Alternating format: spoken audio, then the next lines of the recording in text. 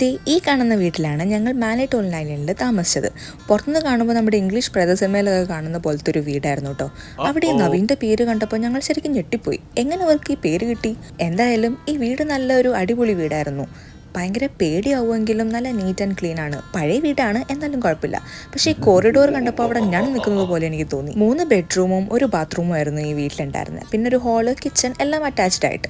ഈ വീട് ഉള്ളിൽ ഞങ്ങൾ റൂം ടൂർ ചെയ്തുകൊണ്ടിരുന്നപ്പോൾ ഞങ്ങളുടെ റിയാക്ഷൻ എങ്ങനെയായിരുന്നു എന്ന് അറിയണമെങ്കിൽ നിങ്ങൾ എൻ്റെ യൂട്യൂബ് ചാനലിൽ പോയിട്ട് എൻ്റെ ഫുൾ വീഡിയോ കാണണം. കിളിക്കാൻ പറ്റിയെന്നാണ് യൂട്യൂബ് ചാനലിൻ്റെ പേര്. ഓക്കെ, എന്തായാലും പോയി ചെക്ക് ചെയ്യുന്നേ.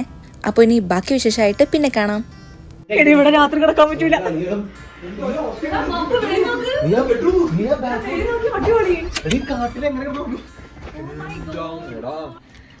വൈബ്